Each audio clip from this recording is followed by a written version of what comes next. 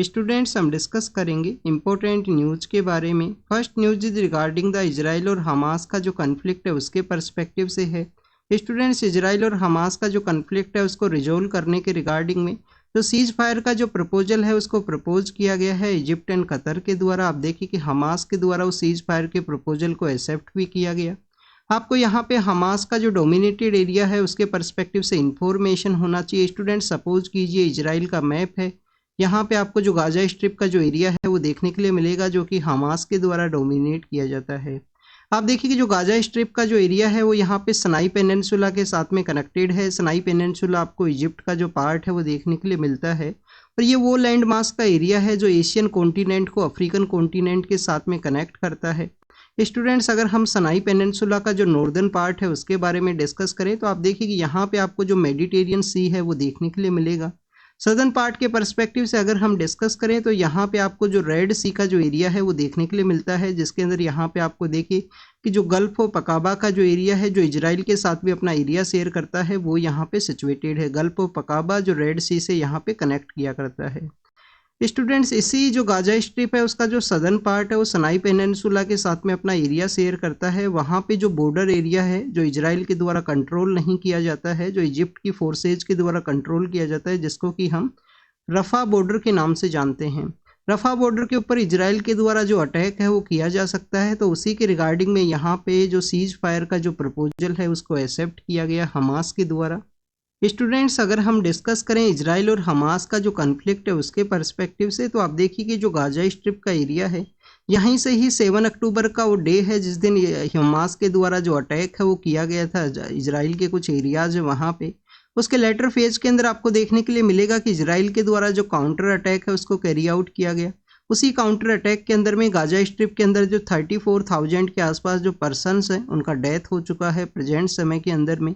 आप देखिए कि जो 90% पॉपुलेशन है गाजा स्ट्रिप का उसका जो डिस्प्लेसमेंट है वो भी आपको देखने के लिए मिलता है प्रेजेंट समय में। ऐसा यहाँ पे सपोज किया गया है कि इजराइल के द्वारा जो सदर्न पार्ट है जहाँ पे रफा का जो एरिया सिचुएटेड है वहाँ पे अटैक को कैरी आउट किया जा सकता है। हमारे यूपीएससी के एग्जाम के पर्सपेक्टिव से आपको इजराइल का जो लोकेशन है उसके पर्सपेक्टिव से इंफॉर्मेशन होना चाहिए। आप देखिए कि इजराइल का जो वेस्टर्न पार्ट है वहाँ पे आपको मेडिटेरियन सी देखने के लिए मिलता है, यहाँ पे सनाई पेनिनसुला का पार्ट है। ईस्टर्न पार्ट के अंदर में आपको जो जॉर्डन है उसका जो एरिया है वो देखने के लिए मिलेगा, यहाँ पे जो जॉर्डन है वो सिचुएटेड है। आप देखिए कि इस एरिया के जो वेस्ट बैंक के बारे में हम काफ़ी बार रीड करते हैं जहाँ पे इजराइल की फोर्सेज के द्वारा काफ़ी सारे जो ऑपरेशंस है वो कैरी आउट किए जाते हैं। तो ये जो वेस्ट बैंक है वो कौन सा रिवर के वहाँ पे सिचुएटेड है ये आप कमेंट सेक्शन के अंदर बताना। आप देखिए कि वेस्ट बैंक का एरिया है तो किसी ना किसी रिवर का जो बैंक है वहाँ पे वो सिचुएटेड है। तो ये जो वेस्ट बैंक है कौन सा रिवर यहाँ से फ्लो किया करता है ये आपको कमेंट सेक्शन के अंदर बताना है। कुछ एरिया यहाँ से जो सीरिया का है वो भी एरिया शेयर करता है इजराइल के साथ में। आप देखिए कि इजराइल के द्वारा सीरिया का एक पार्ट हुआ करता था गोलन हाइट्स जो नॉर्थ ईस्ट पार्ट के वहाँ पे सिचुएटेड है, जो इजराइल के द्वारा अनेक्स कर लिया गया उसको रिटर्न नहीं किया गया था सीरिया को। अर्लियर फेज के अंदर में जब वॉरफेयर देखने के लिए मिलता है अरब कंट्रीज और इजराइल का उस दौरान में ये जो सनाई पेनिनसुला का एरिया है जिसके बारे में हमने अभी रिसेंटली रीड किया जो कि इजिप्ट का पार्ट है, इसको भी अनेक्स कर लिया गया था इजराइल के द्वारा। बट आप देखिए कि बाद में इसको 1967 का बाद में इसको रिटर्न कर दिया गया इजराइल के द्वारा। और नॉर्दर्न पार्ट के पर्सपेक्टिव से अगर हम डिस्कस करें तो वहाँ पे आपको जो लेबनान है वो देखने के लिए मिलता है, जहाँ पे आप देखिए कि इंसर्जेंट ऑर्गेनाइजेशन है जिसका नेम है हजीबुल्लाह, जिसको कि ईरान के द्वारा बैक किया जाता है। ईरान के द्वारा यहाँ पे जो बैक किए जाने वाले जो ऑर्गेनाइजेशन है उनके बारे में अगर हम डिस्कस करें तो आप देखिए कि इनको आप 3H के रूप से याद कर सकते हो। सबसे नॉर्दर्न के अंदर में आप देखिए कि यहाँ पे आपको हजीबुल्लाह नाम का जो ऑर्गेनाइजेशन है वो देखने के लिए मिलता है जो कि लेबनान के अंदर सिचुएटेड है। फिर आप देखिए कि यहाँ पे गाजा स्ट्रिप के एरिया के अंदर में आपको हमास है वो देखने के लिए मिलेगा। और इसके अलावा आप देखिए कि रेड सी के अंदर में जो यमन का जो एरिया है यमन के वहाँ पे रेड सी के एरिया के अंदर में होती रिबेल्स वो आपको देखने के लिए मिलते हैं, जिनके द्वारा काफ़ी सारी जो कार्गो वेसल्स हैं उनके ऊपर भी अटैक किया गया था रेड सी के एरिया के अंदर में। तो this is all the information related to the Israel और हमास का जो कन्फ्लिक्ट है उसके रिगार्डिंग में है। Next news is regarding the Tamil Nadu के पर्सपेक्टिव से। स्टूडेंट्स, तमिलनाडु के अंदर सैंड माइनिंग का जो केस है उसके रिगार्डिंग में एनफोर्समेंट डायरेक्टरेट के द्वारा वहाँ के जो डिस्ट्रिक्ट मजिस्ट्रेट हैं उनको बेसिकली जो नोटिस है वो इशू किया गया था। अभी उनसे जो इंक्वायरी है उसको कैरी आउट किया गया है। उसी के रिगार्डिंग में सुप्रीम कोर्ट के अंदर जो केस है वो यहाँ पे फाइल किया गया है। बट आप देखिए कि हमारे एग्जाम के पर्पज से क्या इंपॉर्टेंट है, आपको यहाँ पे एनफोर्समेंट डायरेक्टरेट के बारे में कुछ इन्फॉर्मेशन होना चाहिए।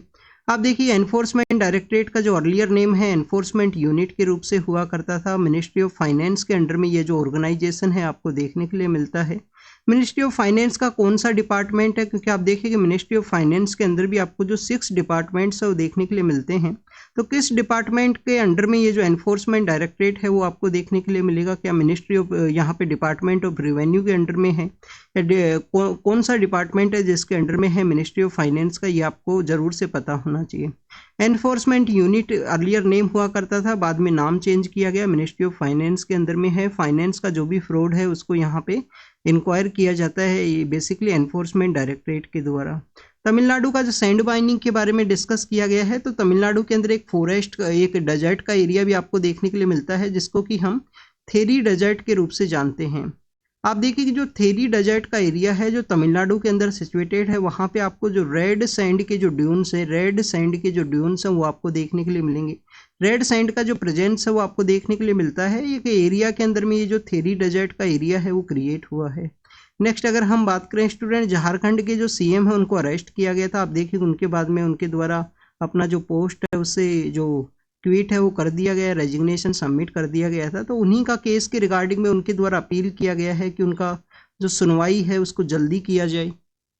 तो बेसिकली पॉलिटिकल डेवलपमेंट के रिगार्डिंग में है, हमारे एग्जाम के पर्पज से नहीं इम्पोर्टेंट है। नेक्स्ट आप देखिए कि यहीं पे भी पॉलिटिकल डेवलपमेंट के रिगार्डिंग में कुछ देखने के लिए मिला।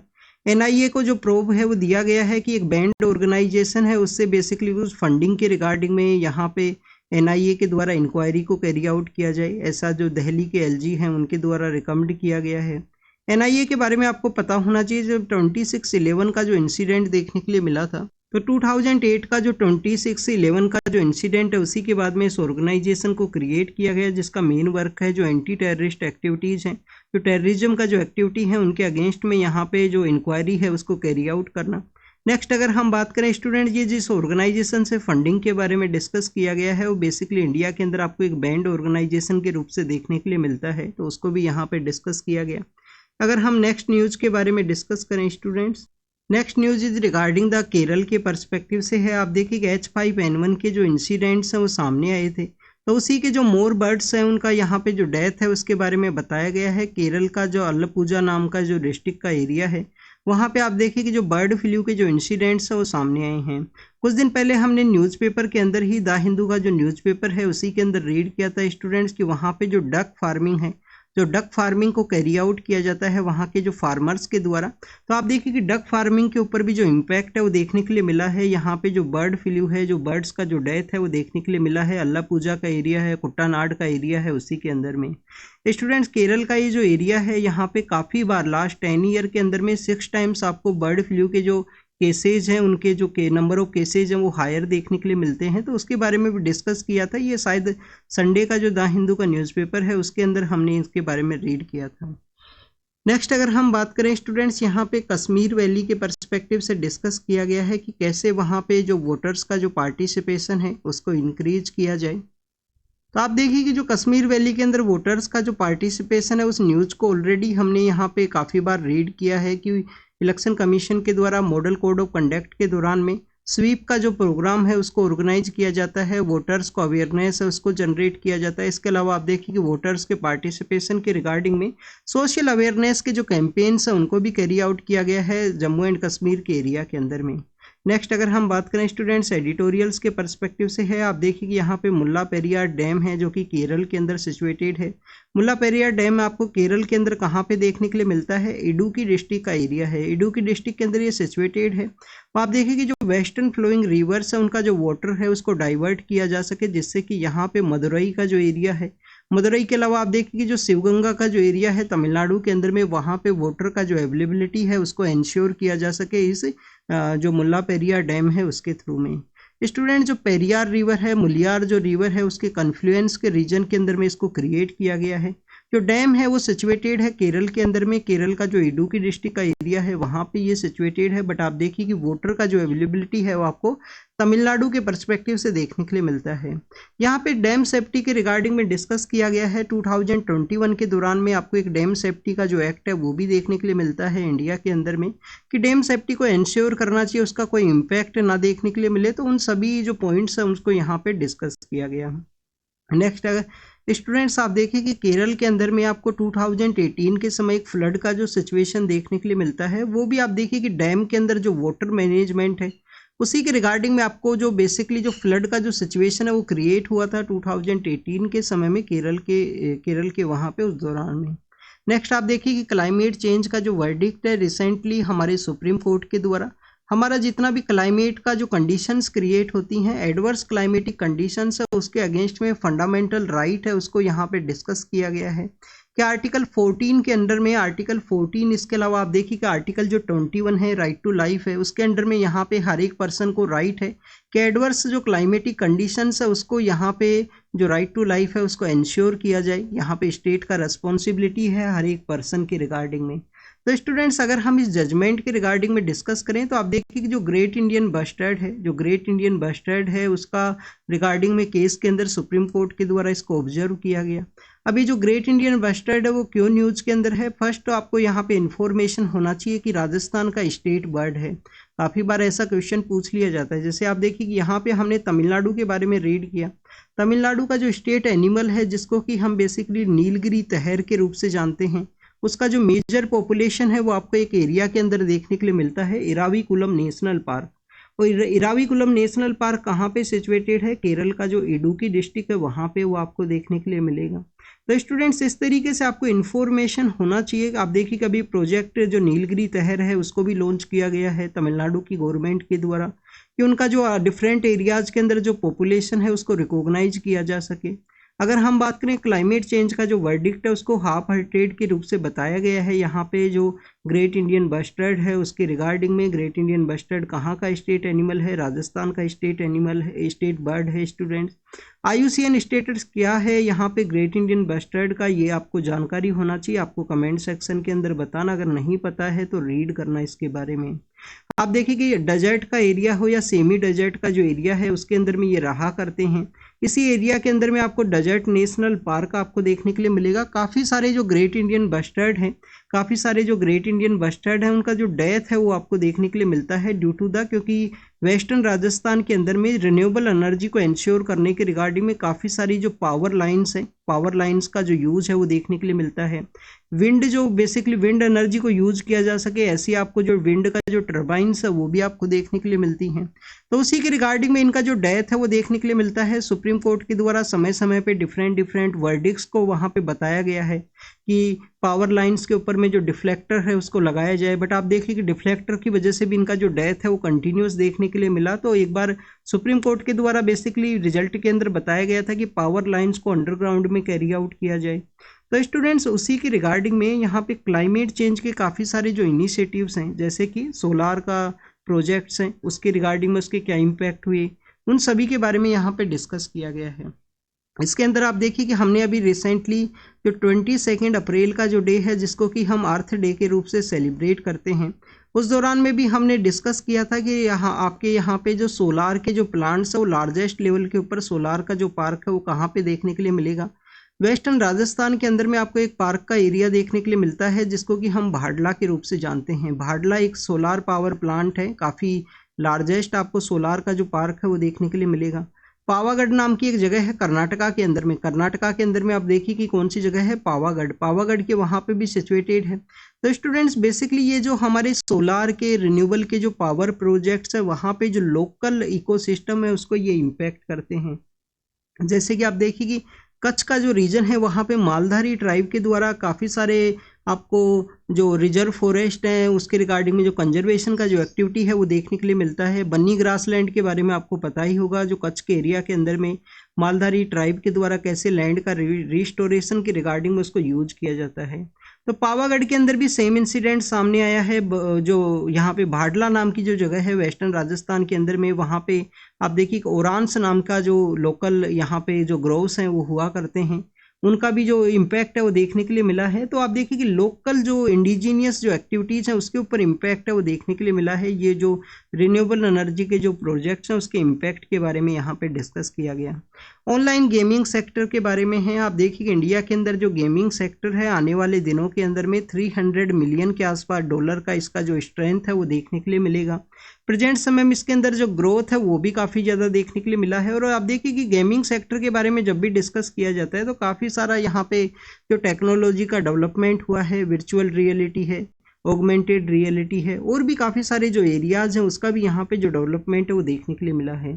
तो ऑनलाइन गेमिंग सेक्टर को यहाँ पे एक नए लॉ की ज़रूरत है जिससे कि इसको बेटर वे में रेगुलेट किया जा सके। वैसे भी आपको यहाँ पे आप देखें कि जो गेमिंग का जो सेक्टर है उसको डिवाइड किया गया है कि गेमिंग का जो सेक्टर है वो यहाँ पे स्किल का जो सेक्टर है या जो चांस के थ्रू में यहाँ पे बेसिकली जो गेमिंग है वो देखने के लिए मिला है। तो ऐसा भी जो कैटेगराइजेशन का जो प्रोसेस है वो आपको इंडियन लॉज के अंदर में आपको देखने के लिए मिलेगा। तो यहाँ पे जो मेजरली जो डिस्कस यही किया गया है कि ऑनलाइन जो गेमिंग का जो सेक्टर है 1.1% के आसपास जो उसका इंक्रीज है वो देखने के लिए मिलता है। वर्ल्ड का जो टोटल गेमिंग का जो स्ट्रेंथ है उसका जो 1.1% के आसपास इंडिया का जो स्ट्रेंथ है वो आपको देखने के लिए मिलेगा ऑनलाइन गेमिंग के अंदर में। और आने वाले समय में ये इंक्रीज होगा तो इसको बेटर वे में रेगुलेट करने के लिए जो हमारा ministry of information and broadcasting है, जो हमारा ministry of electronic and information technology है, मिट्टी का जो मिनिस्ट्री है, ministry of information and broadcasting है, उनके द्वारा एक कोलैबोरेटिव वे के अंदर में नया जो रेगुलेशन है उसको कैरी आउट करना चाहिए।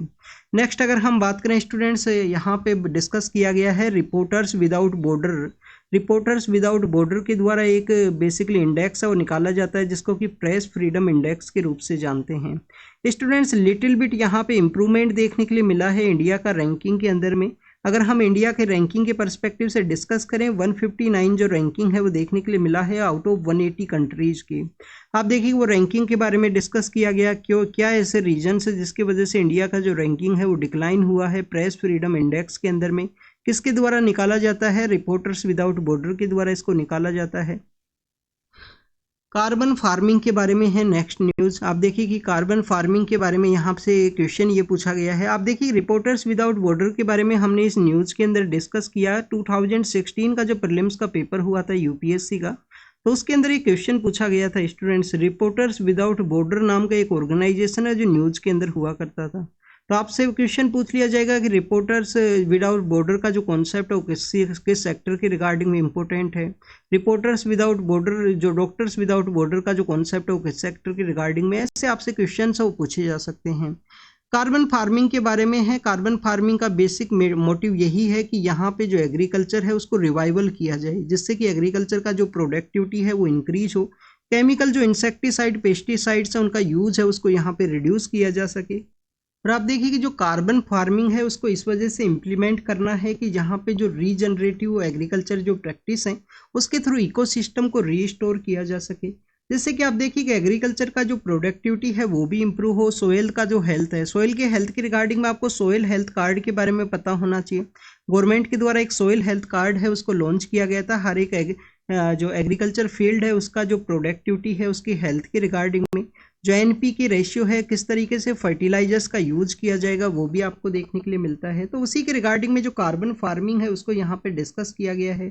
प्रेजेंट समय में हमारे यहाँ पे जो एग्रीकल्चर का जो प्रैक्टिस किया जाता है वहाँ पे जो कार्बन फार्मिंग का जो प्रैक्टिस है वो किस किस एरियाज के अंदर देखने के लिए मिलता है। अगर हम एग्रीकल्चर का जो एक्सटेंसिव जो प्रैक्टिस है उसके बारे में डिस्कस करें तो आप देखिए कि इंडो गैंगेटिक जो प्लेन्स का एरिया है, डेक्कन प्लेट्यू का जो एरिया है वो कार्बन फार्मिंग के रिगार्डिंग में मोस्ट सुटेबल आपको जो एक लैंड का जो स्ट्रेच है वो देखने के लिए मिलता है। आप देखिए कि हिमालयन जो टेरेन्स का एरिया है, माउंटेन्स का जो एरिया है वो यहाँ पे लेस आपको परफेक्टेबल देखने के लिए मिलेंगे अगर हम कंपेयर करें इंडो गैंगेटिक और डेक्कन का जो एरिया है उसके रिगार्डिंग में। रिसेंट ईयर्स के अंदर अगर हम कार्बन जो ट्रेडिंग का जो प्रैक्टिस है, कार्बन जो फार्मिंग का जो प्रैक्टिस है एग्रीकल्चर सेक्टर के अंदर में उसके बारे में डिस्कस करें तो यूएस है, ऑस्ट्रेलिया है, न्यूजीलैंड एंड कनाडा के अंदर में काफ़ी कुछ इसका यूज है वो देखने के लिए मिला है। मेन मोटिव क्या है स्टूडेंट्स? कार्बन फार्मिंग का मेन मोटिव यही है कि यहाँ पे जो कार्बन साइकिल है उसको यहाँ पे बेटर वे में यूज करना है एग्रीकल्चर प्रैक्टिस के रिगार्डिंग में, जिससे कि यहाँ पे जो इंसेक्टिसाइड एंड पेस्टिसाइड्स है उनको रिमूव किया जा सके एग्रीकल्चर का प्रैक्टिस के अंदर में।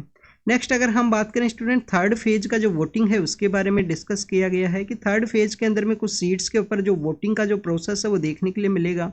आपको यहाँ पे जो वोटिंग का जो अधिकार है, राइट टू वोट का जो अधिकार है उसके बारे में जानकारी होना चाहिए कि आपको जो राइट टू वोट है वो बेसिकली यहाँ पे आपका फंडामेंटल राइट का पार्ट है, या आप कमेंट सेक्शन के अंदर बताना या इसके बारे में रीड करना कि आपका जो वोट देने का जो अधिकार है क्या ये कॉन्स्टिट्यूशनल राइट है, लीगल राइट है, या आप देखिए कि आपका यहाँ पे फंडामेंटल राइट का पार्ट है, ये आपको पता होना चाहिए।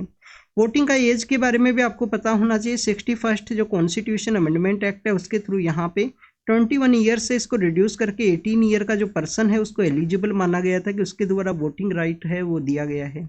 नेक्स्ट अगर हम बात करें स्टूडेंट्स, यहाँ पे उत्तराखंड के जो फॉरेस्ट फायर का जो इंसिडेंट देखने के लिए मिला, भीमताल का जो एरिया है, नैनीताल का जो एरिया है, वहाँ पे इंसिडेंट देखने के लिए मिला है। तो उसी के रिगार्डिंग में सुप्रीम कोर्ट के अंदर जो पेटिशन है वो फाइल किया गया है। सुप्रीम कोर्ट के द्वारा उसको अर्जेंट वे के अंदर में हियर किया जाएगा उस पेटिशन को, जिसके थ्रू यहाँ पे फॉरेस्ट फायर के बारे में बताया गया है। इंडियन एयरफोर्स के द्वारा यहाँ पे कंटिन्यूअस सर्च ऑपरेशन जारी है। उनके कॉन्वॉय के ऊपर अटैक देखने के लिए मिला था राजौरी एंड पुंछ के एरिया के अंदर में, तो उसी के रिगार्डिंग में है। नेक्स्ट आप देखिए वर्ल्ड अफेयर्स के पर्सपेक्टिव से है, तो यहाँ पे टर्की के रिगार्डिंग में डिस्कस किया गया है। टर्की के द्वारा बेसिकली एक चर्च है उसको ओपन किया गया है मुस्लिम जो पर्सन्स है उनके वर्शिप के रिगार्डिंग में। उससे पहले भी आपको काफ़ी सारे जो 2020 के दौरान में, कोविड के दौरान में आपको 2 ऐसे जो मोन्यूमेंट्स है वो देखने के लिए मिलते हैं जो वहाँ पे बेसिकली अर्लियर फेज के अंदर में एज ए म्यूजियम के रूप में हुआ करते थे, बाद में उनको रिलीजियस जो वर्शिप है उसके लिए ओपन किया गया। नेक्स्ट आप देखिए कि कोलंबिया के बारे में यहाँ पे डिस्कस किया गया है कि गाजा स्ट्रिप के अंदर में जो प्रो पैलेस्टीनियन जो प्रोटेस्ट है उसके रिगार्डिंग में, म्यांमार के अंदर में जो एथनिक ग्रुप्स हैं उनके द्वारा यहाँ पे जो जनता का जो जनता मीन्स वहाँ पे जो पार्लियामेंट के रिगार्डिंग में है, तो आप देखिए कि जो जनता का जो फोर्सेज है उनको बेसिकली यहाँ पे उनको उनके रिगार्डिंग में उनको कैप्चर कर लिया गया है। रखाइन स्टेट के अंदर में बेसिकली ये जो एरिया है वो देखने के लिए मिला है। फिलीपाइंस के द्वारा जो वाटर कैनन्स है उनको यूज नहीं किया जाएगा साउथ चाइना सी के अंदर में, चाइना का जो वेसल्स है उनके अगेंस्ट में, तो उसके बारे में यहाँ पे बताया गया। नेक्स्ट आप देखिए कि बाइडेन के द्वारा स्पीक किया गया है, यूएस के जो प्रेसिडेंट है उनके द्वारा इजराइल के पॉलिटिकल लीडर के साथ में, कि रफा के ऊपर जो ऑफेंसिव अटैक है वो नहीं होना चाहिए। रफा के ऊपर जो अटैक है वो रोकने के बारे में डिस्कस किया गया। फर्स्ट पेज के ऊपर भी हमने रीड किया था इसी के बारे में कि आप देखिए कि वहाँ पे जो इजिप्ट है, इजिप्ट के अलावा जो कतर है उनके द्वारा बेसिकली एक जो सीज फायर का जो एग्रीमेंट है उसको प्रपोज किया गया है। रसिया के द्वारा भी जो न्यूक्लियर ड्रिल्स है उनको कैरी किया गया है, जब से नाटो के जो न्यूक्लियर वेपन्स हैं उनका डिप्लॉयमेंट आपको देखने के लिए मिला। स्टूडेंट्स लास्ट ईयर आप देखिए कि रसिया के द्वारा जो बेसिकली अपने जो न्यूक्लियर वेपन्स हैं उनको डिप्लॉय किया गया था बेलारूस के अंदर में। बेलारूस नाम का जो कंट्री है वहाँ पे उनके द्वारा डिप्लॉय किया गया था। प्रेजेंट समय में पोलैंड के रिगार्डिंग में भी डेवलपमेंट आपको देखने के लिए मिला था, उनके द्वारा भी नाटो के न्यूक्लियर वेपन्स के बारे में डिस्कस किया गया था पोलैंड के द्वारा। नेक्स्ट अगर हम बात करें हजीबुल्लाह के द्वारा, आप देखिए कि इजराइल के अटैक के बाद में उनके द्वारा जो अटैक है उसको कैरी आउट किया गया है, जो कि लेबनान के अंदर सिचुएटेड है, नॉर्दर्न पार्ट ऑफ इजराइल के वहाँ पे। तो this is all the about the today's newspaper discussion के बारे में है। आप इसको रीड कीजिए, रिवाइज कीजिए, जो भी इंफॉर्मेशन आपको मिला हो उसको नोट डाउन कीजिए। Thank you students, thank you very much.